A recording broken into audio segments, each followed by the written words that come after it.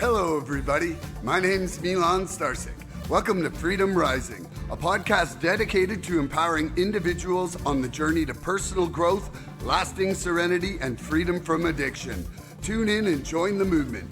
Your journey to freedom starts here. We neither represent, promote, or demote any 12-step program or organization. We are merely souls on the path of recovery with the desire to expand our lives and experiences and share them with you. Hello, everybody. Welcome to the 151st Recovery Freedom Rising podcast. I just want to say thank you to everybody for helping us get past 150 and for us having over 5,000 downloads. Your support is really cool on this endeavor. I'm really enjoying my time creating this with my amazing co-hosts like Scotty N here. I love this guy. It's kind of forged a brotherhood for us over the last few months. That really, we were kind of casual acquaintances, but I feel like I've gotten to know a lot of you and a lot of your ideologies and passions and different things, and I'm grateful for that. I'm grateful to get to know you as well. I know, man, it's amazing. It's amazing that we get to do this and that, we're on this journey together because I feel like so fortunate. I think of how many years in addiction and that where, I might have been surrounded by people feeling lonely as fuck. But when Hmm. I'm sitting on these podcasts, I feel a connection, and that connection is, the mutual appreciation of exploring ideas and Hmm. philosophies and morals and everything that's keeping us alive. Like, it's like, let's just take this one little notch deeper in our lives. So Hmm. today's topic is harmony. Would you share what that means to you, Scotty? And why you were happy to come discuss this here today? Yeah, harmony plays an interesting role in my recovery, where, and we'll probably get into this during the meat of the episode, but the idea of harmony played a very large role in my step two, and how I was able to develop a touchstone with reality. Okay. Harmony was used there, and I'm happy to talk about it 'cause, I'm always excited to come on, Mm. and you always have some really great questions. I can never come up with questions that are any good, but Yeah, but man, do you come up with answers when I question you?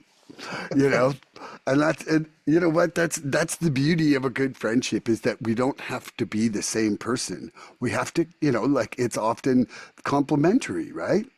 yeah. And that's what I love about individuality.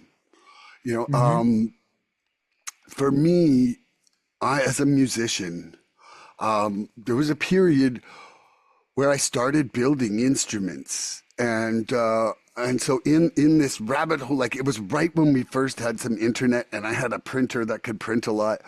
I think I printed out like 3,500 pages on instrument building, and inside that, it kind of took me to the harmonic series.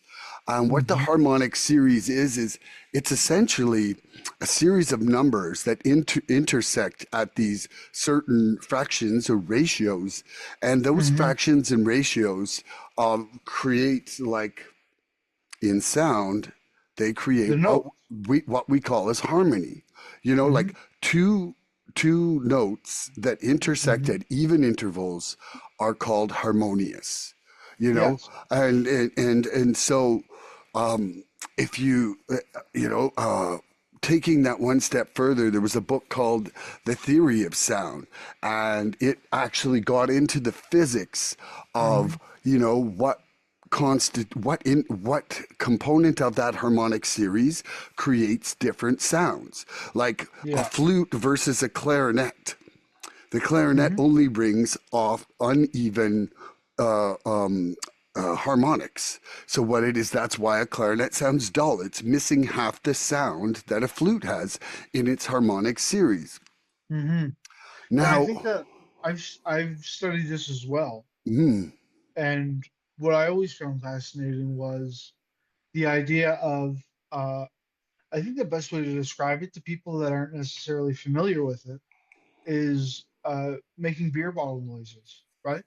When a beer bottle is not all the way empty and you blow over the top of the beer bottle, right? Mm. It creates a standing wave of air inside the bottle, Yeah. and then depending on how much liquid is in the bottle, it'll change that pitch. Mm. And then if you have two bottles close together that are at the right different pitches, right? Then your harmonious frequency, Mm. or because there's constructive and destructive interference, Mm. right? So when you get that constructive interference, then everything sounds good. And also, that actual resonation in the note is called Helmholtz resonating frequency. And so Hmm. this German guy Helmholtz figured out that a certain volume in objects creates a certain frequency. Hmm. And so that changes, but also you have if you picture everybody out there like a sine wave, everybody's seen a sine wave in some representation, even if it's just a little graphic on the side of their headphones that looks Hmm. like, a wave, And also an oscilloscope. an oscilloscope. But, there's a lot of people who don't do any electronics, Ah, screw them.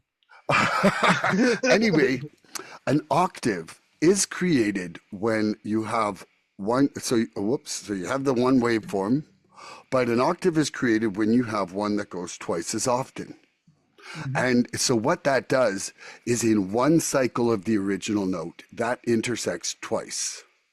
Hmm. And so when you go further with notes, it is that even intersection of these sound waves. And Hmm. so for me, the way I liken it to human beings is that if we are harmonious, it means we are intersecting regularly in a pattern that is reinforcing to each other. Hmm. And numbers like pi, which are irrational numbers, that they'll never intersect evenly.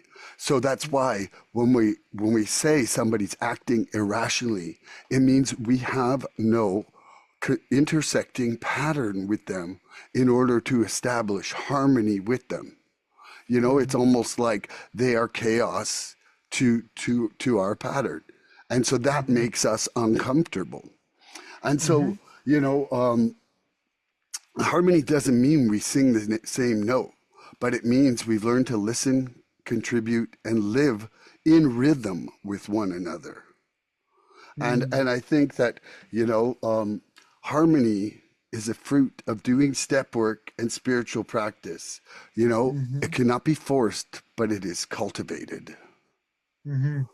And so I'm interested to get into the questions because I can already see that I love you, Scotty.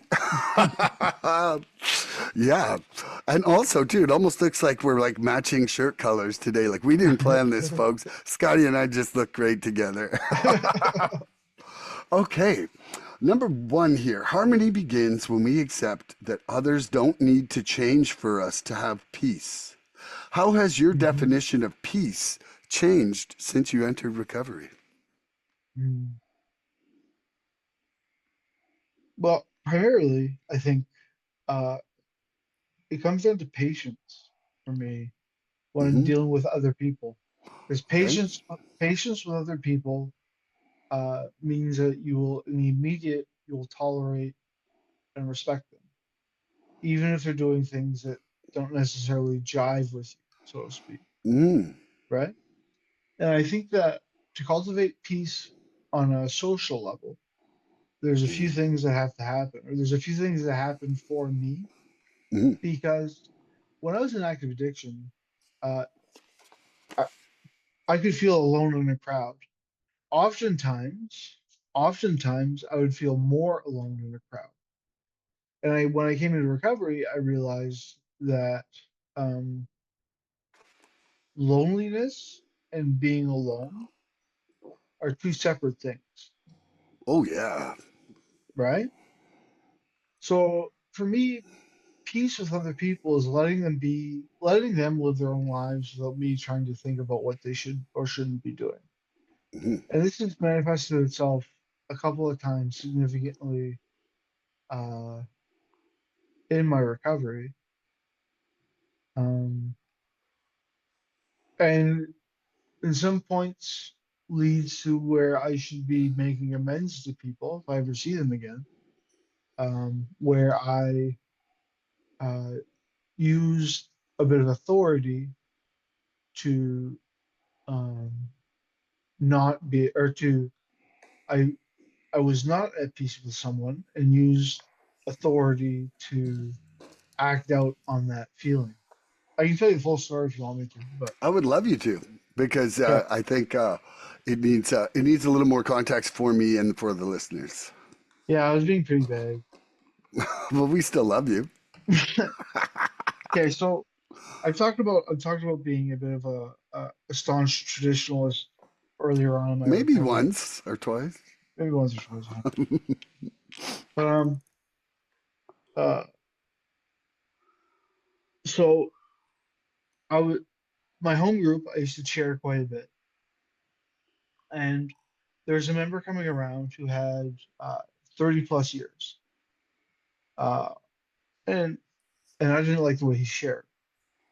Ooh. Um, I I had the expectation, right, Hmm. that somebody with that much time would share and behave a certain way.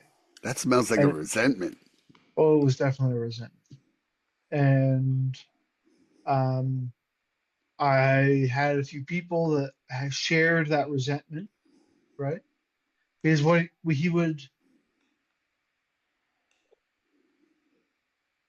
he would crosstalk a lot. He would and crosstalk or sniper sharing, right? Is when you're in a meeting and there's topics, but instead of or you speak directly at another member Hmm. or pick apart exactly what another member said. So anyway, he used to do that kind of shit. And we were at a meeting once. I was chairing, and we we specifically stated in our preamble or our format, not to crosstalk or be that direct with a fellow addict, and Hmm. he did. Um, and he was he was particularly bold about it at this meeting. So I cut him off and said, "We don't crosstalk here." And then he in turn said, "Well, then I guess I have nothing to say," and got up and left the meeting, which would be bad enough, right? Mm. But he forgot his keys. So he had to come back into the meeting, walk all the way to the back of the room to get his keys, and then walk all the way out again. So a bit of a walk of shame, right? Yeah, because by then everybody was already like, oh, he says, psst, psst, psst. Yeah, exactly. So that's a disharmonious And did you feel situation. justified at the time? At the time I did. Did you ever make an amends to him? I haven't seen him around. Oh, He doesn't come to NA very much anymore. He goes to other fellowships, okay. which was exactly the beef that I had with him because he came into uh, a meeting that I held dear to me and shared in ways that I felt kind of crapped on NA. So, Uh, so I was very justified at the time. In hindsight, and in hindsight, I've made a lot of progress personally within my own journey about this. And when I think about things now, uh, so I used to think that having a bit of time and it was my job to uh, forcibly educate people on the right way of doing things you in were the an NA principal meeting. police. I was a principal police or a traditions Nazi, whatever you want to. Well, Right, the we'll call it principal. principal police. PP. It's a little softer to be a principal policeman, I guess. It depends if you like police or not. Yeah. Remind me at the end of the podcast to tell you my Halloween idea. But Okay. anyway, but anyway, um, I can hear it. It's going to be funny anyway. um, but I feel that that is a harmful way of going about doing things. Because I've been in many meetings where someone is breaking the code of sharing somehow, especially a newcomer, where and somebody pipes in and says, we don't say that here, we don't do that here, we say this, you say that, interrupting the person sharing, and the person who gets interrupted stops sharing and doesn't come back. They might have killed But him. could have. Yep. And so my stance today is that I want to ensure that meetings are a safe place to come. Hmm. And then if somebody keeps coming back, eventually they'll pick up. I want to provide a safe environment for others to get clean and to learn about being clean, to learn about how the program works, Hmm. to feel that spiritual connection that I felt when I came in. That's my job. It's not to tell people how to recover. It's to give them a safe place so they can recover. Hmm. That's the difference. I love that. Okay, Because so like, oh, yeah, I so mean, because yeah, when you got, we've talked about it before. Like the window to help an addict is so narrow. we literally have one chance in one meeting of saving their life statistically. Yeah, And if we do not create a beautiful, soft place for them to land, most of them are going to run. yeah, And, yeah, and so, like, and keeping that's our ego in the way of shoulda, woulda, coulda, and letting people die is going against the primary purpose. yeah, I've seen it too often where people like those shit shaming comments could have been saved in private after. in private, and if they were necessary at all. But I mean, like even if you can't control the compulsion to say them, you know, Hmm. publicly to a newcomer, they're gonna run. They're Yeah, gonna run, and they're gonna be like, "Holy yeah, shit, this group is mean. I don't understand what, like the public shaming. Like, first of all, most addicts are not used to being in a group and talking in public. hmm, Like, you put them in hmm, that, and then you're like, pick, like I'm better, and they're like, hmm, what? yeah. Yeah, Terrible, terrible. yeah. Okay, harmony begins when we accept that others don't need to change for us to have peace. How has my definition of peace changed since I entered recovery? Gosh, yep, man, my definition of peace was non existent before recovery. Like I've said it lots of times, man, I did not have feelings of serenity in using. I don't know about Hmm. you, man, but my days were not filled with like contentment, peace, joy, and love. Like that was not the average using day for me. It was like, Hmm. whoa, bodily damage control, hiding, lying, deceit. Like, it was anything but peace. So my definition of peace, the very first peace I experienced was with my step one, my admission to powerlessness. And Hmm. I basically, it was the first time where there was some silence in my brain in so many years. Hmm. In so even hmm even at hmm the times where I white knuckled it like almost 18 months, it was like the whole time it was like, can't wait till you get back to that party, can't wait till you get back to that, like it never hmm shut up. Like without the surrender, I have no control over that voice inside my head. And so Yeah. that was my first thing of peace. And then getting into like my step four, on like that was the first time I was guilt free. Like that's the first time I got peace from thoughts of guilt when I did my Mm-hmm. step five, you know? Mm-hmm. And then, the peace from my past is still a work in progress. There is people that have not been able to see for amends. There's just some like from my shit memory, like I'm telling you, I have a really bad or I block trauma out. Like I can't figure out which it is, but there's Yep. like, man, I'll drive by a house and be like, oh shit, something happened there that night. And then it's like You know, there's still things coming up. I haven't remembered all the damage I've done yet. Mhm. And Yeah, and that's like, I mean, a lot of people say 10, 11, and 12 are maintenance steps, mm, but steps 8 and 9 are never really finished either. And it's for the very fact is that, like I remember I was, driving along doing my thing. I was like, Bradley Hunter, like I hit him in the head with this Nintendo 64 controller when I was like 12 or something. It's like I owe him an amends. And I had never thought of that for, 15, 20 years. yeah. And all of a sudden it comes up, right? And it's so step 8 and 9, like that, it takes, you can be as thorough as you want when you're doing those steps, Hmm. but more amends will reveal themselves as you stay clean. And I think that in my childhood, I did block out a lot of stuff. Sure, So, we like, man, I was a product of being bullied, but in turn bullying because that's what I mhm, was taught. yeah, You know, like I'm not using that as an excuse, but it was like it's what you if you were do. taught to hit, punch, and bite, then what do? You hit, punch, and bite. You know, and who do you Yeah, do it to? The ones you're probably going to survive doing it to. yeah.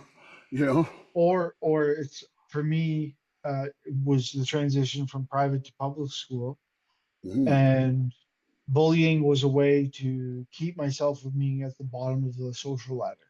Yeah, absolutely. Oh man, like I learned how to fight really well because it meant I got hit less. Hmm.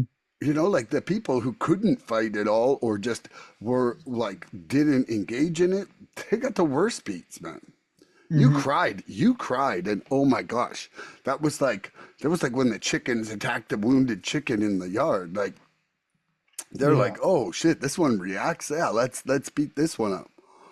You know, Hmm. I think of horrendous bullying that I was part of and had happened to me, and it definitely was, you know, that you either killed or be killed, like, Yep. and it was as simple as that. Like, you know, there's a lot of girls I've talked to about my childhood, and they're like, oh, I was never in a fight my whole life. I was like, well, lucky you, like, lucky you, because that was not my experience, you know. Hmm. Okay, I got another question for you. You ready? Yes, I. We used to live in conflict with everything. Now we seek to live in rhythm with life. What helps you stay grounded when others are in chaos? Prayer. First thing that comes to my mind. Hmm. Um, I've come to feel that when I'm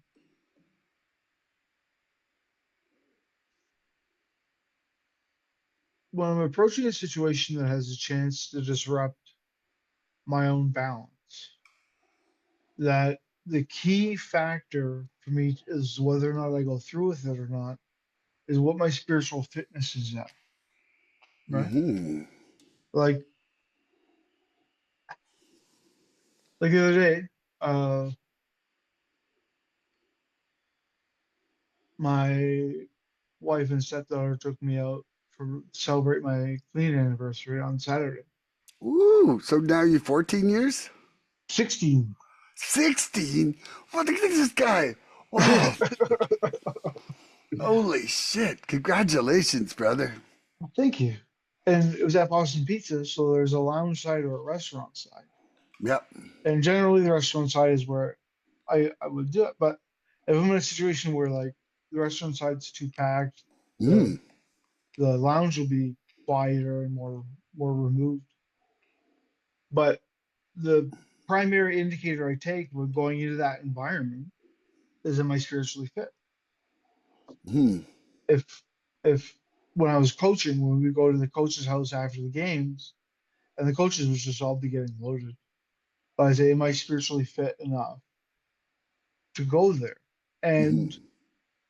uh, early in my recovery, this was really important because um, I I was a bit of a party guy, so the weekends were very triggering for me because that's when that's when what I was doing didn't look so weird with everybody else around doing the same thing.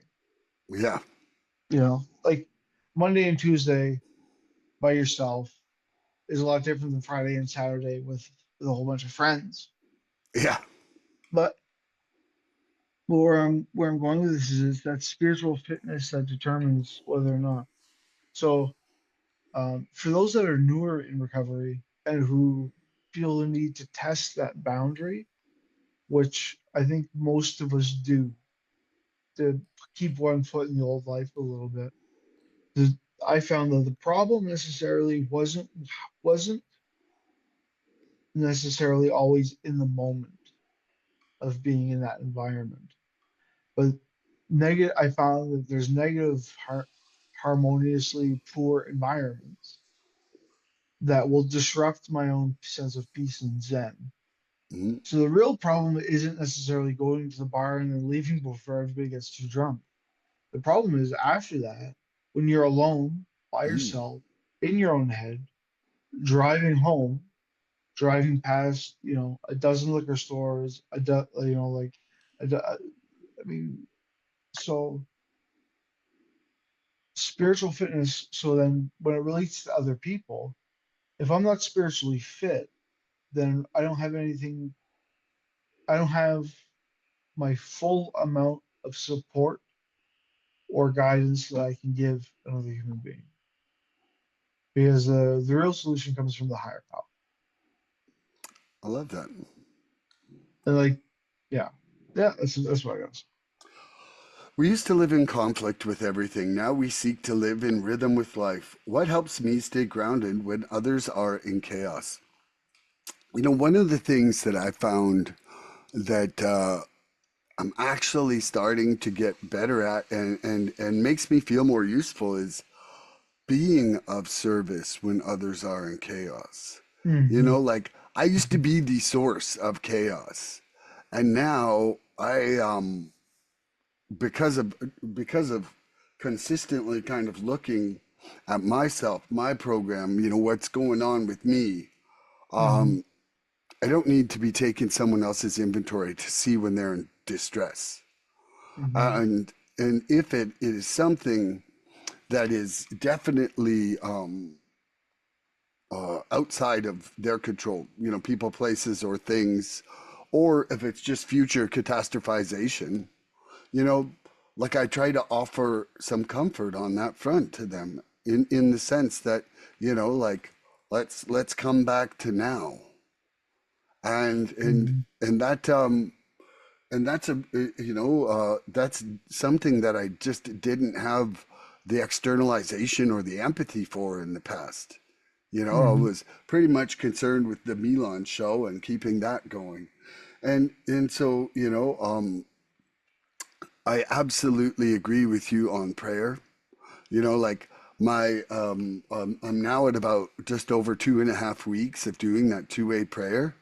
Mm-hmm. And and it's like having a template to get through that chaos before the chaos arrives in some Mm-hmm. ways. And it is bringing a much greater level of peace into my moments, and almost like pre-problem solving, I would call it. And so, that is invaluable in strengthening my surrender for those moments, to keep myself centered. Like my connection with the universe is where it is like the well of the peace for me, or the serenity. And when I'm connected, rested, fed right, exercised, like all those things, like Mm-hmm. those four things all together can create a pretty resilient Milan. And when I'm not any one of those, I can be way out of balance, Mm-hmm. and get Mm-hmm. swept up in the chaos, because it's like Mm-hmm. almost the moments can just come too fast and I become reactive instead of responsive. Mm-hmm. Yeah. It's true. You make a good point of being like there's being spiritually fit, so you're loaded on prayer. Mm-hmm. You're mentally fit, so your mind is clear and open. You're physically fit, like you've taken care of your food intake, your water intake, and the gym, and it kind of all of those things in one are kind of what's needed for a balanced approach. For me, 100%. Like, if I don't have one of those four things, Yeah. I instantly can identify, oh, I ate too much sugar and I'm acting like a baby on a sugar, on a sugar tantrum. I haven't had Hmm. enough rest. I'm grumpy and reactive. I haven't had Yeah. enough exercise. I just haven't burned off enough of my own steam to be able to relax and Hmm. understand. Or like, I'm not feeling a sense of peace. Well, I haven't prayed enough. I didn't start my day the right day because I got rushed today or whatever it was. Yeah. Yeah. There's so many factors there where it's, but the thing is now is that I can almost pre-identify them. Like if I Hmm. if I if I wake up and I'm like, holy shit, I'm not fit for human consumption. I'm underslept. Like that's what I call Hmm. myself, unfit for human consumption on those days. and and honestly, I tried to make sure that I do all my walks by myself that morning so that I'm not negatively affecting other people's space. Mm. Like sometimes self-care or care of others means removing me from the situation. Hmm. And the reality is it's way better for everybody to be Hmm. able to identify that. Hmm. It's like Yeah. Like. learning about myself and my triggers and my reactions and being honest about it when I know I'm not going to be awesome. Hmm. Hmm. Like I didn't get very much sleep last night, Mm, so I've I have patterns and things to watch for, right? Like, it's easy for me to ingest a little bit too much caffeine, mm.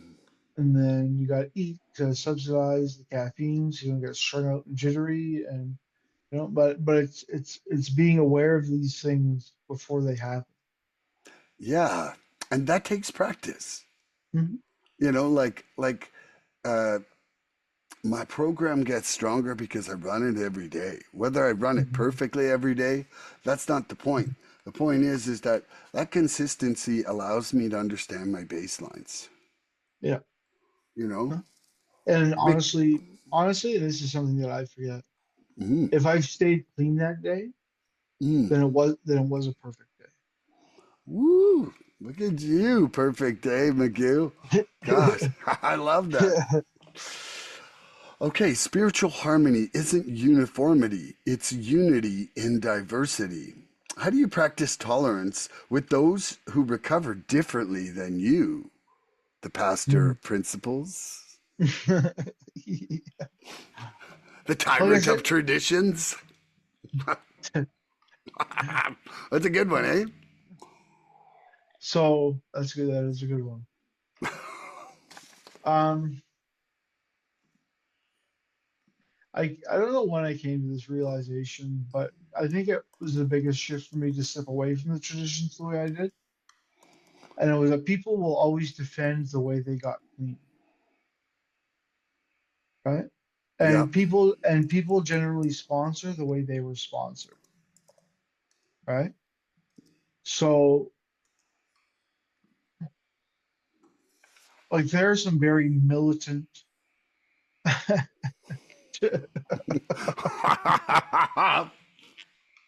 So They're great.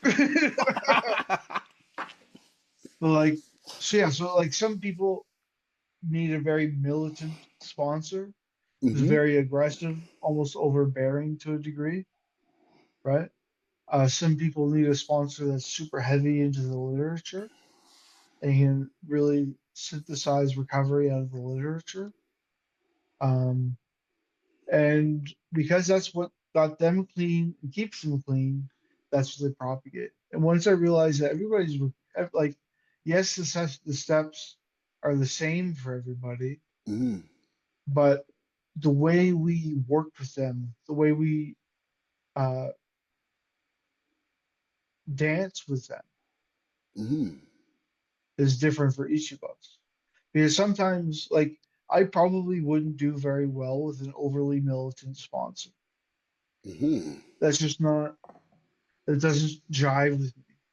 But I know some people that once they got that type of sponsor, that's when they flourished.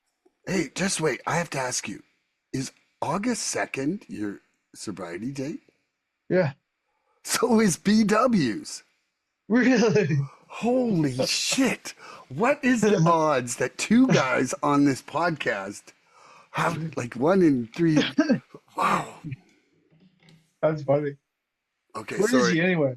Where is he anyway? Man, that guy's just doing too much school and trying to upgrade his life. We would need to find some time later in the day Yeah. in order to accommodate him at all, or on the weekend. Yeah. Yeah, well, and even that would be hit and miss, but he does Hey, send his I hope love. I hope he's doing well. I hope he's doing. Wow, that's amazing. I can't believe you two have the same sobriety date. That's so cool. Yeah. That's why I love you guys, because you guys are just sobriety brothers. We are. Yeah. Okay, sorry, I derailed you for a second there. It was about tolerance with those who recovered differently than you. Oh yeah. So the steps are the same for everybody, but the approach to understand and work the steps has to get tailored to us as individuals. And when I saw like, there's a saying that gets thrown around a lot. The only wrong way to do the steps is alone. So I don't like. I think the steps are the key of the program. Like, it's the steps. Like I I firmly believe that it's the psychic change that is necessary to stop using comes from spiritual connectiveness, and that spiritual connectiveness comes from doing the steps. So I think that even though I can look at someone else's program and be like that wouldn't work for me, but that doesn't mean that no program will work for me.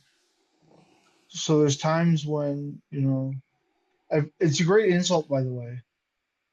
If someone in recovery ever pisses you off and you need to really drive the dagger home, say I all you gotta say is I would be dead if I worked your program. Whoa. Whoa, even my dog barked at that one. He was like, oh, he was like, ow, Scotty, that hurt me. But no, but like it's just it's giving people space to recover the way they need to recover so that they can work out. I love that. So, how do I practice tolerance with those who recover differently than me? One of the coolest cakes I went to this year, a guy was taking 35 years, and his message was if you're experiencing reasonable contentment in life and you're still staying straight, don't let anybody tell you what to do in your program. And I Mm, thought after 35 years, like if that's the one message you want to share, because I think people always are looking like grass is greener, mhm, like, or, their life is so perfect compared to mine. If only I could run that program and things would be like that for me, and we are just all not going to experience joy the same, you know, and we are all not the same level of hardworking, and we mhm, are not all the same level of freedom seeking, and we are not all the same level of willing. Like, man, if mhm, I could pass some willingness to some people sometimes, I'd be like sharing it like crazy. And it just doesn't work that way, you mhm, know? Like, some people just haven't felt enough pain to turn around. But one of the things that I think, like, it's a very individualized program. But, um, I do believe in thoroughness. I would like to say mhm, that I believe in thoroughness. Like, if I didn't do my inventories thoroughly, I would not have uncovered a lot of the things that I'm aware that I need to surrender. You know, if I didn't dig into my amends thoroughly, I would still have too much shit in my closet for me to have headspace for my new life, you know, for Mhm. myself. But the thing about it is that the only person that I can keep straight, you know, with the help of my higher power is me. And Mhm. you know, like I cannot begin to understand the culmination of your life experiences. You know, and really that is a big part of why people need to run different things in their Mhm. program is that Mhm. we've all come from different places. We all have different pains. You know, like some people might be really sad because of unresolved grief from their life. Some people could be really angry. You know, like there is just such variety in our damages. How can you Mhm. expect, like, you don't have one repair for a roof if a roof is leaking. You have to look at the roof and see where and how it's leaking and what needs to be fixed. And it's the Mhm. same with people. You know, like, none of our, like, we are so unique. We are so unique in the amount of life experiences. And I'm not saying go ahead and die of terminal uniqueness. You know, Mhm. like, ultimately, we need a surrender. We need a higher power. We need to see our part in shit. We need to get shit out of our closet. We need to maintain that clean closet.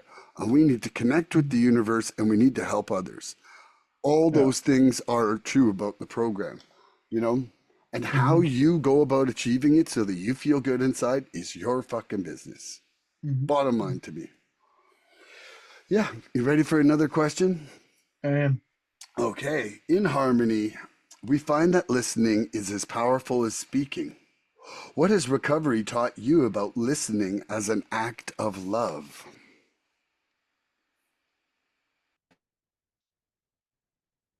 so I would say there's difference between listening to somebody and actively listening to somebody for that, if that makes sense. And I really feel like there's been times in my recovery where I listen to respond, right? I listen for, and while they're talking, I'm thinking about the shit that I'm gonna say that's gonna be so wonderful and move them so deeply. Um, but really listening to somebody, like paying close attention to what they're saying, what what their body language is doing, their facial expressions, like really concentrating just on them and what they're saying is an act of love, I think.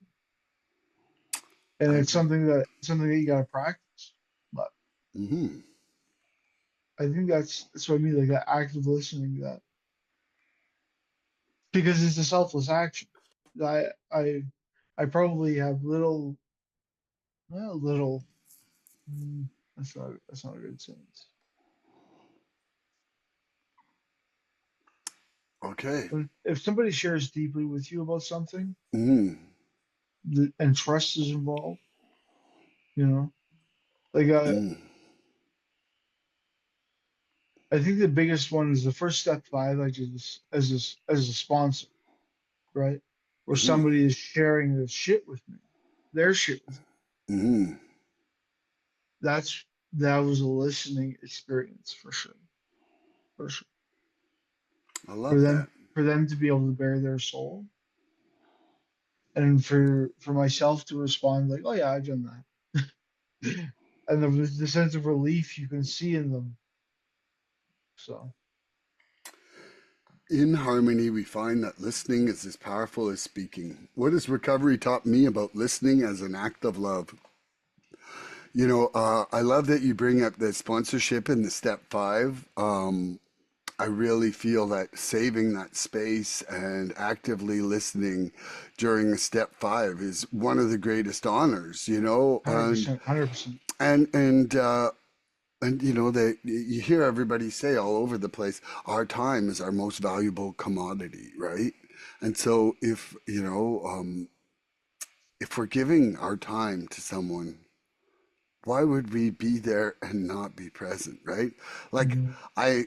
one of the things that's come to me in my two-way prayer is to seek to listen, not to be heard. And Hmm. it's one of the things that I'm trying to work on, and I do see it as an act of love.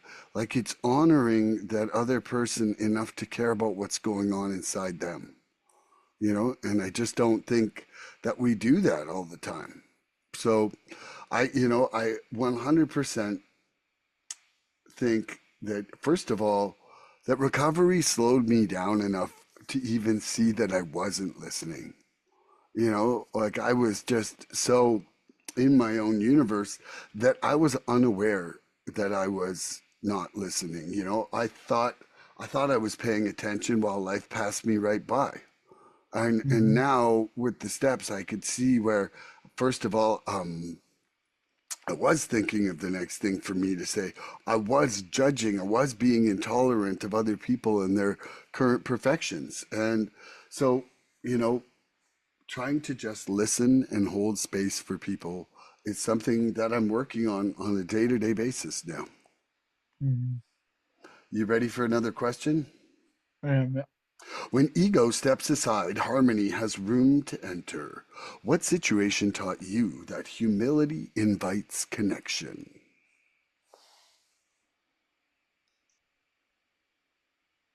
well, I like to think of humility as being right size in your own eyes, right? Okay. So,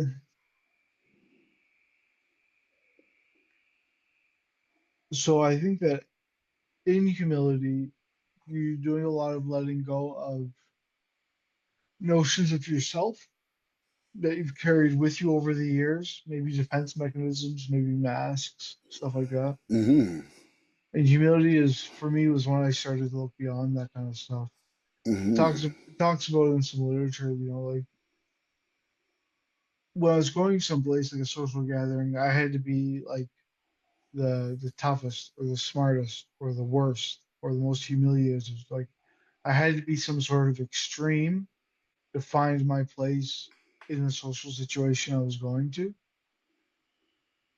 And a lot of times that was a victim and someone who's tormented by mental health. And so there's like this sense of I don't know, sense of um, shame of self almost, right? Mm-hmm. But in working a program, I developed self-esteem and self-worth Mm-hmm. to the point where I don't, it's like a freedom from other people's opinion.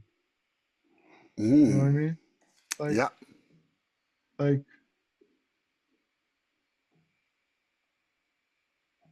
I've been around long enough and have done enough self-work and have done enough other type of stuff, other work that for the most part, I'm pretty okay with who I am. Mm-hmm. And as long as I can, if that's where I'm coming from, then that's, I think, humility. I love that. And it's a defense mechanism against other people's opinions. It's like, Mm-hmm. no, fuck. It's like I don't. My a good friend of mine who's in the program here uh, has faced a little controversy in the area a bit, and he's just like, I did my best, so their opinion doesn't matter. As long as I did my best, and everybody stayed clean, everything was good, then there's nothing to worry about. I mean, as long as I can rest in doing my best, Mm. right? Yeah, I That's like that. I can rest to do. I love that saying. I've never heard that before, but I I like that. just made it up. I just made it That's up. a good one. I'm gonna write that down. Also, just briefly, Yep. are you familiar with the prayer of Saint Francis of Assisi? I think so, but you say it. All right. So I'll send you the link to this too if you want. But anyway, uh, Lord, this would be as Lord, make me an instrument of your peace. Yep. Where there is hatred, let me sow love. Where there is injury, pardon. Where there's doubt, faith. Where there's despair, hope. Where there is darkness, light. Where there is sadness, joy. O divine Master, grant that I may not so much seek to console, to be consoled as to console, to be understood as to understand, to be loved as to love. For it is in giving that we receive, it is in pardoning that we are pardoned, and it is in dying that we are born to eternal life. I love that. I am familiar with that. My mom used to sing that when I was a kid. Really?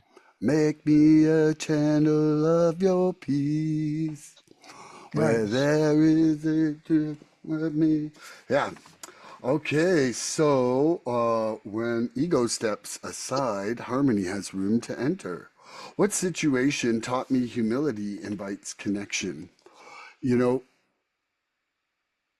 I think that doing my first round of steps and hitting step 4, it was like honesty and humility walked me together through that pain of seeing my part in everything. Because, Hmm. like, I don't think step 4, everybody out there, somebody who's new, is something to fear, but you are Hmm. going to experience some uncomfortableness. Hmm. Like the growth makes you uncomfortable. And, we have to go back down the avenue of our wreckage in order to even have that inventory. And so, you know, that lack of reality and delusion that I had built into my defects and shortcomings was keeping me disconnected from people because I was blaming them for my reaction, you know Hmm. and Hmm. that was like, it was like a conscious separation. It was all you and not me, and I wasn't taking ownership for how I felt about things, and nor was I even being honest about my reactions. Like Hmm. I had built up patterns of emotional amplification in order to enable using. You would say something and I could run out and go use, whether I was sad, whether I was happy, whether I was mad. It was all just like creating triggers. But after so many years, those become your personality. Like Hmm. those become you. Like, there was a guy at the conference the other week, and he said, I'm not interested in how you feel about something because that changes. I'm interested in what you do. And, like, because actions are concrete, like they're events that just happen. And and there's no debating whether you stole $5 from my pocket or not. Like, you could have Hmm. felt great about it, you could have felt remorse, but it doesn't matter. There's still that act. And we put up all these barriers to pretend that we're not hurting other people inside addiction. And those barriers are quite often delusions or just rationalizations or whatever it is. And honesty Hmm. and humility and sobriety, like, I really couldn't even begin to work on that while I was still using and still building those walls, you know? Hmm. So, but, like, humility allowed me to say, hey, I was wrong, but now I can see that there's something right, you know? Hmm. And I didn't have that strength or ability earlier in my life. You ready for another question, Scotty? I am. Harmony is a byproduct of honesty, willingness, and love in action. What principle do you turn to when harmony feels out of reach? Mm, go back to that spiritual connection, man. That's the core of it for me. Hmm. I once I had a friend that used to talk about having a fortress in your mind, that your mind was a fortress. Yep. And what you have to do is your throne room has to be the center of that fortress, and it has to be your connection to God. Hmm. So the center of my mind, my fort, is a space where I'm connected to my higher power. Hmm. So if I'm feeling, whenever I'm feeling, if I am feeling off, we kind of touched on it a bit before, where have I slept enough? If I had too much of a certain food or not Hmm. enough of another food, have different things have different things play a role. Uh, my necking out from not having a cigarette for the last, couple hours. There's all sorts of things that can throw me. But the reality is that the quickest way for me to center myself is through prayer and through acknowledging my higher power. There's a saying I really like, as to God belongs the east and the west. So no matter where you turn your face, you're turning to face God. And that remembrance of God. So if I feel I'm swaying too far off the path, then God. And the other thing too is people are involved there too, right? Like if I'm being an asshole, my wife will tell me, right? So And how do you how do you know when she's right, or is she always right? well, she's in the room. Can she I'm hear kidding. me? No. I put you in an awkward position there. Okay, what principle do I turn to when harmony feels out of reach? You know, at this point, I'm honestly going to say that I turn to compassion because I know that, like I might have the love, I might have that honesty, but some mornings I'm too exhausted to have the willingness to fight through to being harmonious, Like I can tell when I'm out of sync, and at least at those moments, I try to gain some compassion for myself. Like I'm not perfect. I'm trying to live a good program and I'm trying to progress, and I've just got to have some compassion that I'm not perfect. I'm not where, I'm not at the ideal I want to be at. Now And here's a question. yeah, okay, go. So you're imperfect in your own eyes, Mm, but are you imperfect in God's eyes? whoa, I'm going to say no.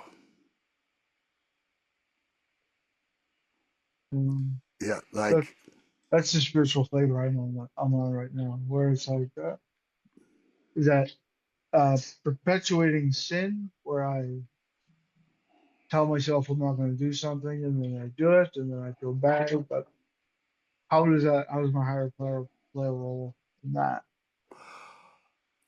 yeah, that's a really deep philosophical angle on it because it's and then you take that one step further and it's like, well, that shows that you're not giving compassion to yourself, Hmm. Hmm. you know like even even the idea that I just said, that I'm not perfect but I give myself compassion, I'm actually lying. That's dishonesty right there, because I'm not giving myself compassion by nearly calling myself imperfect. Mm. Wow. Anyway, the truth, more will be revealed. Right More on the will shoot. go. More will be revealed. Okay. We cannot be in harmony with others if we're at war within ourselves. How do you return to spiritual alignment when you feel disconnected? It'll sound like a broken record here, but prayer is right up there. Yep. Prayer and honestly being of service, Hmm. helping somebody out. I agree. If, How do I so, well, well, go? so the NA symbol, right? Yep. The square, the circle around it. It says so. This is something one of my sponsors taught me, and uh, I just want to make sure I see it properly, so I'm not lying to you. Um, so there's with each side of the square in the NA symbol has a name to it. So it's self, God, service, and society. And self and service are on opposite sides, right? Okay. Now my sponsor told me that if I'm having problems with myself, then I seek to go to the other side to service. As in service, I will find my answer. Okay. So if I'm having difficulty with service, then I go to self. Why am I personally having difficulty with service? Right. Mm. So I just think that's an interesting thing where like if I'm having a problem with me, the best way for me to get out of it Yes, is to go help somebody. that's right. Make yourself harmonious with their needs. Yeah. Yep, Harmony. absolutely. I love it. And so then, in the same way, if you're having trouble with society, do you go to God? Or if you're having trouble with God, do you go to society? Yeah, exactly. That's cool. I like that. Yeah. That's really cool. Okay. We cannot be in harmony with others if we're at war within ourselves. How do I return to spiritual alignment when I feel disconnected? You know, I try to get by myself. I try to get by myself. I try to pray. Um, I'm doing the two-way prayer every morning now, and that's the way, I pray. I put myself, like, most of my exercise these days, or two-thirds of it, is walking a lot, and I'm walking outside, and I'm really trying to bring presence into those moments, and feel a greater connection with that whole universe around me. Hmm. And that and the movement of my exercise combined really bring me to a good alignment inside myself. Like I come out of that and I feel, first of all, I feel like really alive, but I feel really alive connected to what's around me. Like I've got these animals I'm seeing every day. They're not even afraid of me when I'm by myself. Like it's a really strange, wild thing that's happening with these $5 in this dough. Like it's absolutely nuts. Like I've gotten within like 4 feet of them and I'm not run Hmm. away or been aggressive. And man, they could gore me in a second. Like, anyway, it's been really cool. And so yeah, for me, I get reconnected by generally trying to get by myself for a minute to recenter myself, to either pray or to just like actually try to bring myself into the present moment. Hmm. Okay, I in think step, oop, go ahead. I think there's stages or different steps you can take to center yourself. Mm, I mean, there's a plethora of them out there. But like something as simple as focusing on your breathing, mm, right? Just to kind of slow down, give your brain a chance to not be going at full speed, and then that'll open the door to exercise or to prayer or to do something a bit more to the root cause of what's going on. yeah, and it's amazing how just focusing on the sensation of that breath coming in and out can bring Hmm. you back to now, Hmm. Yeah. and really focusing on that and like, seeing where is like, a good deep breath shows me where I'm holding tension right away. Hmm. I'm like, oh, it's like there, upper, lower back, or whatever on the side. And for me, it's like I'll hold a lot of my tension on my back. You Hmm. know, I definitely can feel, especially if I do some yoga. I mean, woo, I've been doing like this deep stretch in yoga. That shit releases a lot of stuff. Like I feel like there's some tension and stuff. Like I think there's still something hiding out, in some tense muscles from back in my drug days. Like I could Hmm. feel my memories going back to like some really crazy moments and points. Hmm.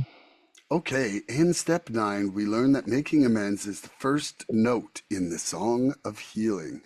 How did making amends restore a sense of harmony in your life?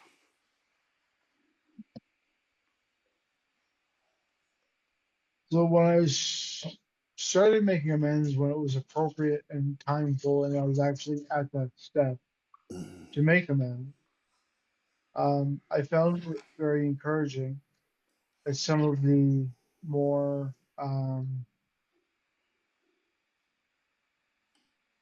the big amends, the amends to people that my most loved people, Hmm. um, when they would say, we apologize for your, or I apologize, and they recognize the apology and say, like, thank you for bringing it up, thank you, and doing a living amends is the best way to honor your amends, stuff like that. I felt deep sense of relief, but I felt less ostracized in my own mind. Whether or not I was or not, I don't know if it makes any difference, but I found that with making the amends, I was reconnecting to my society, my fellowship. I didn't have this. The basic text calls it the stain of shame of active addiction, right? The stigma of addiction. When as a result of doing all this work, right, you're coming to the other side and you're going after people that you fucked over, and you're like, look, I am a changed person. How can I help make things better? So I think step 8 and 9 are a lot about connecting with society again. I don't know if that's Yeah, it was amazing. In step 9, we learn to make amends, or we learn that making amends is the first note in the Song of Healing. How did making amends restore a sense of harmony in my life?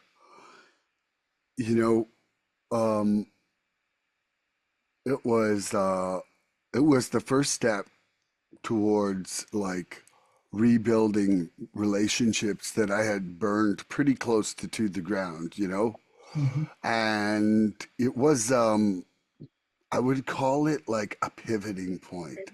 Was it like this massive, fundamentally healing changed everything in a second? No. And I think for people out there, one of the things is don't have an expectation of what an amends is going to turn out like. Like, that's one of the hardest things to do if you've had a couple good ones. Like, if you have a couple good amends, you start to think, oh, my amends are going to go well. And then you have a bad one. And, and guess what? A bad one feels like a kick in the balls at the time, you know? hmm But it's also part of us dealing with the wreckage of our past. Like, the only hmm reason that amends hurts is because maybe we're actually face to face with pain we've caused in others that they're not ready to let go of. hmm One of the things that I've I've learned from uh, my wife and her journey is there are there are some amends that are actually improper to make. In Right? what sense? Well, because we talk about it less into yourself or others kind of thing. Mm, Like there's people that I've harmed that if I were trying to seek them out and track them down to make an amend, hmm really what I would be doing is I'd be interjecting myself into their life in a way that was probably harmful again. hmm I agree. So some amends we can't face the person we hurt. No, but I do think when when possible without hurting them, it is good. And sometimes I even think in a letter form, even if we don't give them the letter. Yeah, I'm huge on pen to paper. Like, I think sometimes saying where we were wrong and like what we should have done that was right, what we're going to do in the future. Even if we do that on paper, that gives us a template for how to act good going forward, Yeah, you know? and to not, and there's some events are more about paying it forward than they are about fixing the past. Yeah. It's about changing, amending our behavior for the future. Yeah, Yeah. Are you ready for another question? I am. Okay. Harmony with a higher power begins with surrender, not struggle. How has your relationship with your higher power evolved over time?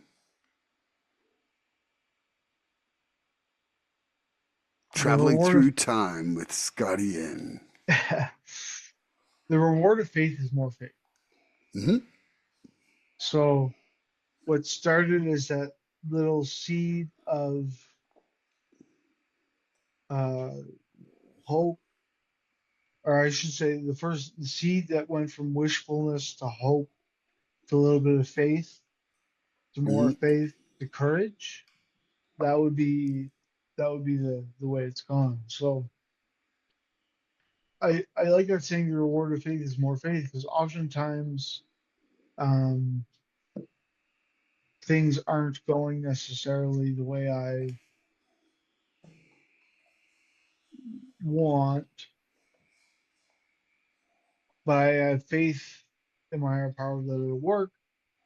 And then something happens and my faith gets rewarded, then I have a deeper faith. So my spiritual journey started with prayer, asking for God to reveal Himself to me, and He did, and that was where um, my spiritual journey started. So I started as an atheist with like zero belief. I went from atheist to hoping there could be a belief to now living a life that I try to make God centered as best as I can. I mean, you were just talking about baptism the other month, a month Hmm. ago. Yeah. So I mean, you're right in there. I am. Yeah. Okay, so harmony with a higher power begins with surrender, not struggle. How has my relationship with my higher power evolved over time? It went from non-existent. It went from Mhm. non-existent to a very loosely formed image of some kind of universal energy, you know, Mhm. and being able to surrender. But now, for me, it's really grown to a universe that I'm feeling part of Mhm. and able to have a certain level of communication with. And that communication comes through the environment around me, and it also comes through the writings in the two-way prayer that I'm doing. So, I mean, it's went from nothing to a pretty incredible part of every single day in my life, and giving me direction in my actions, and especially direction in my the principles of my actions. You know, are you ready for another question, Tony, the tyrant of traditions? I am. Yeah. They're great.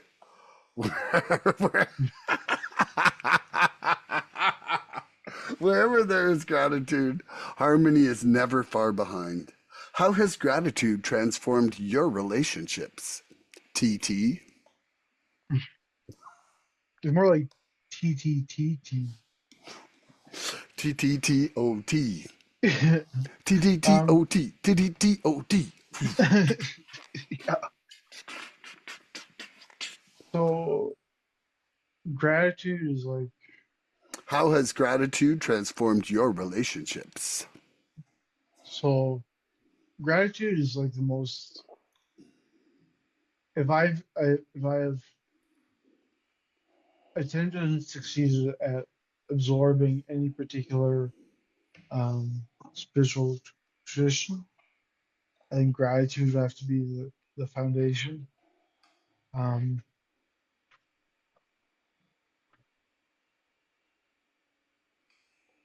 I went from being a very ungrateful person to feeling like gratitude was the most important thing to nurture in my recovery. There was a period when I came near after when I came in, I must have had 8 months, and for about 2 months, every meeting I went to, which was a lot because I wasn't working at the time, I was just on age. I brought up gratitude as a topic, and people were actually starting to get really annoyed with me because every meeting we went to, gratitude was a topic. Mm. Um, I personally find that gratitude was like a key that unlocked some sort of door in my recovery, um, and it's very much transformed my relationships. Uh, I if you're grateful for something, you'll take care of it. So when I realized that I had uh, people in my life that I cherished and felt that gratitude towards, Mm. it shifted the dynamics of the relationship because it Mm. went from being like this is my favorite person to being like I want them to know, right, with other people, like if like my wife is a very special person to me in my life,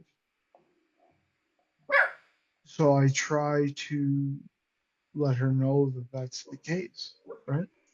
Mm. It doesn't always work, but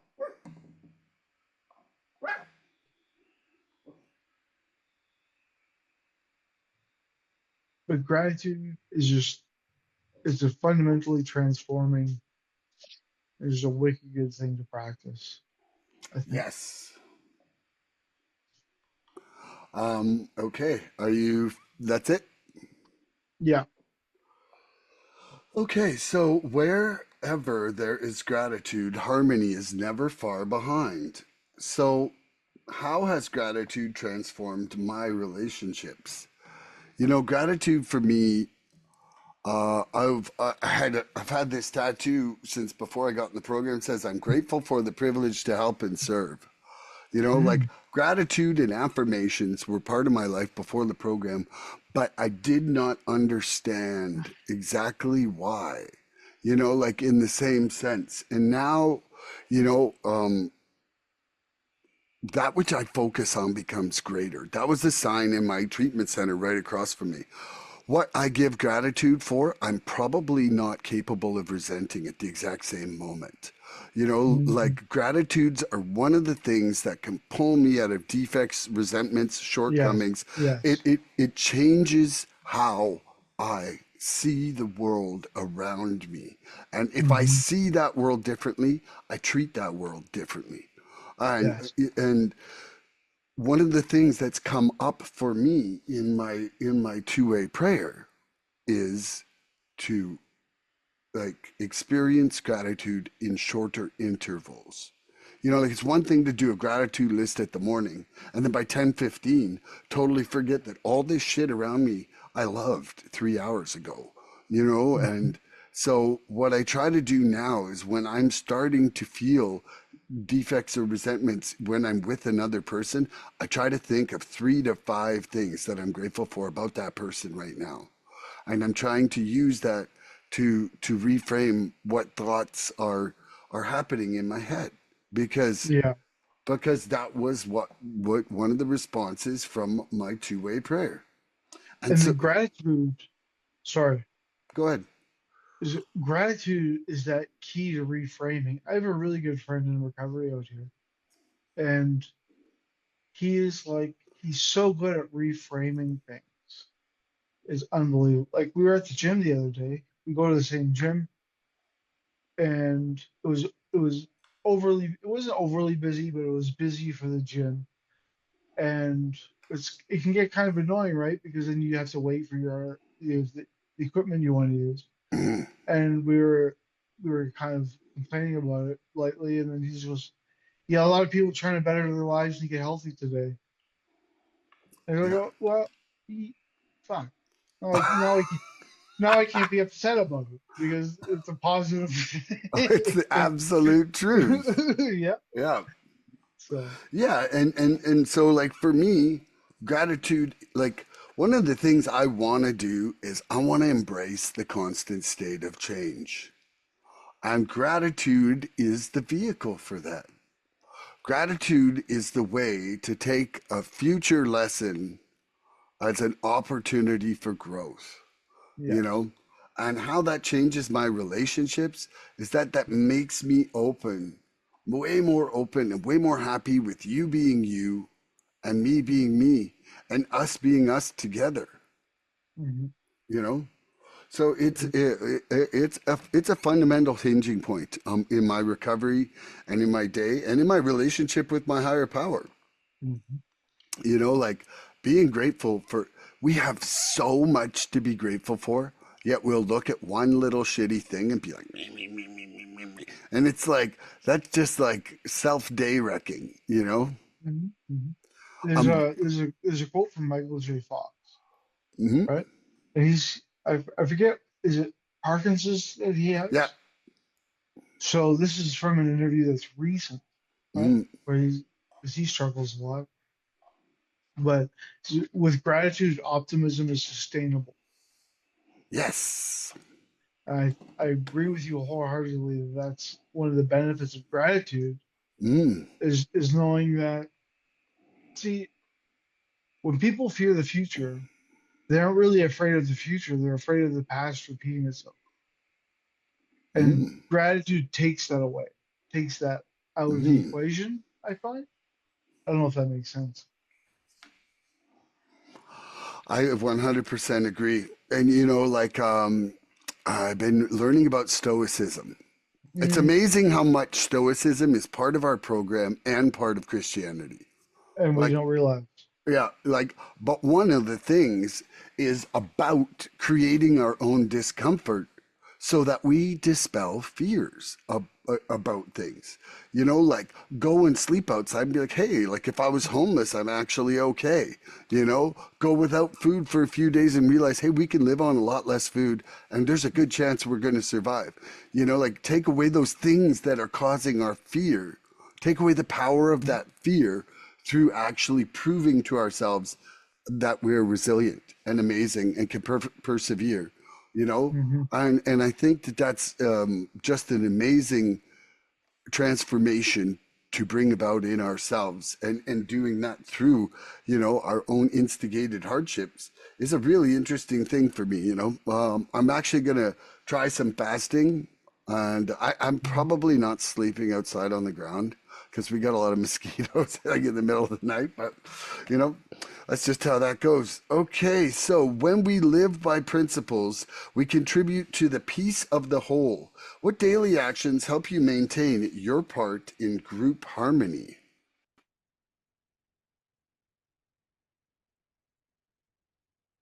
Mm, how well I can serve others, I think. Recognizing, like being like, okay, so I played a lot of sports as a kid, and it was always impressed upon me that if, especially playing football, because football is a very interesting sport in some ways. But like the position I held in football, I never touched the football, right? And it's one of the few sports where there's a position, and the position I played was never intended to hold the ball and was always intended to protect another player in one way, shape, or form. So when I bought into this football hard, so the idea is that if each person on the field does the job that they're supposed to do, then you achieve success. So, and I felt that way about being in group dynamics before, where if each of us does our part to the best of our ability, Hmm. then as a whole, we would all succeed, right? And so I was I was working for a company called Mathnasium, right? And Hmm. it was a tutoring company, and the kids would get these periodic tests, right? And if they did well enough on the test, then they could do what's called spin the wheel. So there's a wheel of prizes, right? And one of the systems they had at the tutoring place was you got your prize and you also got a star or a couple of stars. And the stars were if you racked up enough of them, then you can get a better prize.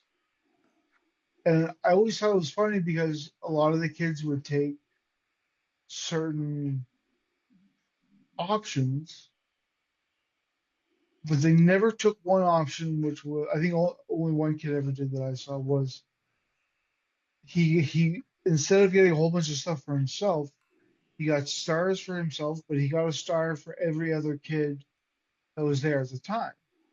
Hmm. And I thought it was funny because if each of these kids picked that option, they would all get way more stars Yeah, than they could if they were doing it on their own. I just thought that's so a like little bit being of a lesson in almost like group survival. yeah, Like old hunter gatherers.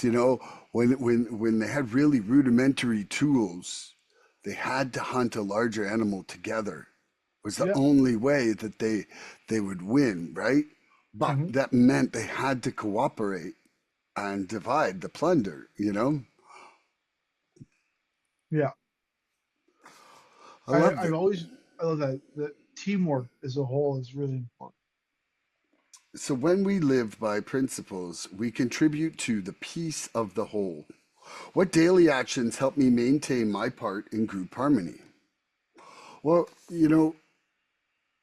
I think making myself of service to the group, like, and not just where I think it's needed. Like where is somebody not going to be able to show up this week for their commitment, you know? Who might need a ride? Who needs a phone call? Just communicating with people, or getting there early and talking to somebody who also might need some kind of fellowship beforehand. Like, Mhm. I think that there's the cogs of the functioning of the group, but there's also just like people's different levels of joy and positivity. Like sometimes sometimes I need to be their smile. Mhm. Like just because I have a few extra and they have none that day. And reciprocal like that. There's days where sometimes I'll go in and then it's just like that one guy and he says something and we smile and we talk about something and for 5 minutes my crappy day's gone. Mhm. And you know I think that, what daily actions is interacting and listening are two things that help me, maintain my part in group harmony, whether it's with the fellowship or even with my family, you know, Mhm. like I need to, first of all, I need to be present a certain amount. I need to listen a certain amount. I need to help a certain amount, Mhm. and those things will definitely generally keep a certain level of harmony. Mhm. Okay, you ready for another? How many do we have left? How many do you want left? I was going to suggest lightning round. Lightning round. Whoa, look at this. Okay, here we go. I'm going to pull up the timer. I'll set it for 78 minutes. And I know it's my joke of the week. I like, again, I'm like, everybody's thinking it's going to be so fast. And I'm like, set it for 78 minutes. And they're like, what? What the hell? Okay. Recovery teaches us to be part of something greater than ourselves. How do you contribute to unity in your home group or service community?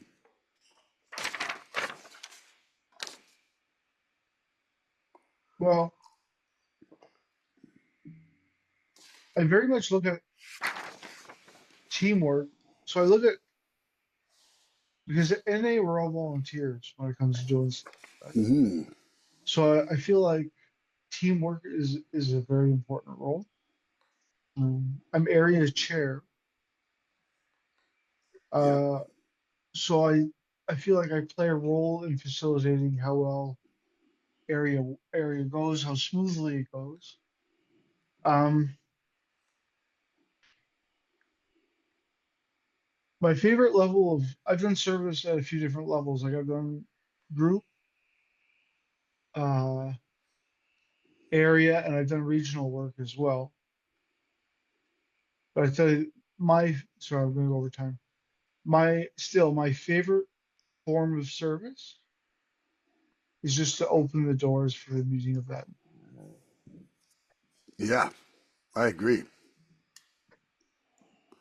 Okay, so how do I contribute to unity in my home group or service community? I show up to every meeting early. I help set them up, every single Mhm. one that I go to, even the ones that aren't my home groups. I'm not this late stayer after the meeting. I'm the early guy who comes and helps and makes sure that it's open and set up.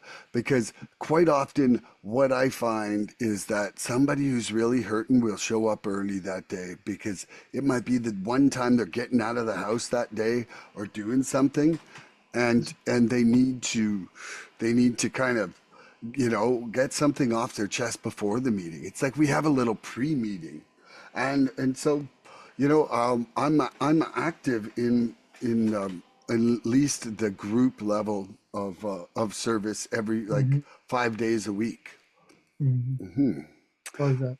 I think you're Okay. right too. I think people that come early sometimes they're the ones that really need a meeting.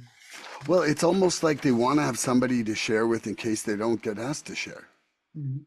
Mhm. Like I really feel that a lot of times somebody needs to talk, almost 90% of the time, you know? Mhm. Okay, we used to crave control, now we value cooperation. What's one area of your life where you've traded control for trust?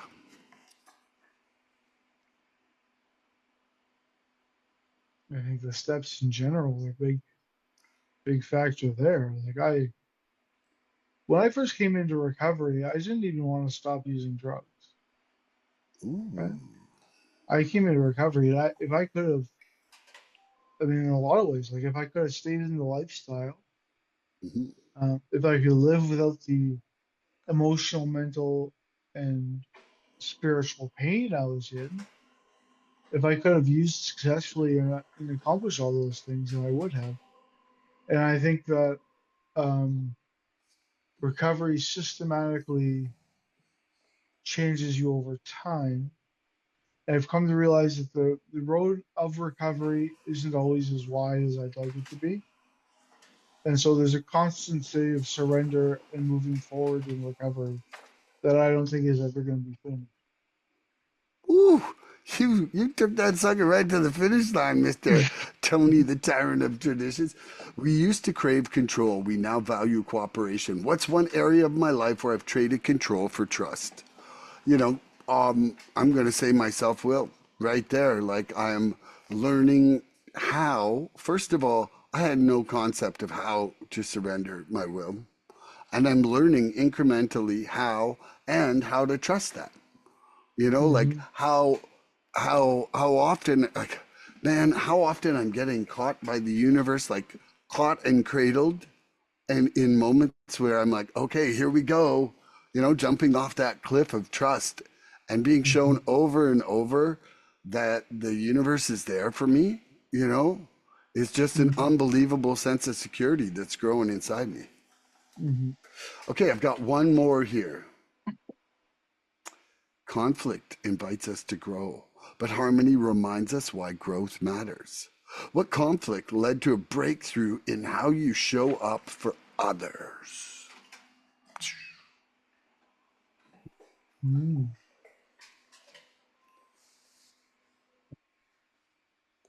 I think it's not necessarily a singular concept or a singular conflict, but I've been alone most of my recovery, and getting into a serious relationship was a big change for me. And realizing just how far reaching my actions can be when it comes to my small media family uh, was an eye opener. And I think that was a big source of growth for me, recognizing that there's people that I really affect really quickly. I love that. Okay, Milan, what conflict led to a breakthrough in how I show up for others? You know, there was a conflict I had in my first home group with somebody, and I was recommended by my sponsor to pray for that person for a couple weeks. Mm, And that changed how that guy and I interact with each other forever. It mhm, quickly became something really good. Him and I are way tighter than we were before the conflict, and it taught me that good intentions towards people that I'm having problems with can be the road to recovery in that relationship. mhm. So it really changed me, and I thought that was great. So, any final words about harmony, Tony? Mm, it's a beautiful thing. It is a beautiful thing. You know what? Harmony in action is that feeling where you're not feeling agitated. It's that Mhm. comfortable dynamic with people and the universe. Serenity is harmony, truly. I think that so. Uh, I came across. I think my wife showed me it was the ultimate sense of spiritual enlightenment is being uh, relaxed. Mm, And I think that like if I'm living in harmony with my surroundings, it allows me to relax. It exactly. allows it allows me to just kind of yeah. It allows You peace. go. Serenity. Uh, Okay, so do you have a joke for us today? Did you hear about the religious addict? No, I did not. Please tell me. He was a Crystal Methodist. Tune in next episode for more recovery fun. Bye bye, everybody. I love you. Please help us help others. If you've liked what you've seen here today, please subscribe and share this podcast and help us get to 100 followers. We're looking for interaction with our audience. So please email recoveryfreedomrising@gmail.com or contact Milan South Okanagan Starcic on Facebook with questions, topic suggestions, or just comments. We'd love to hear from you.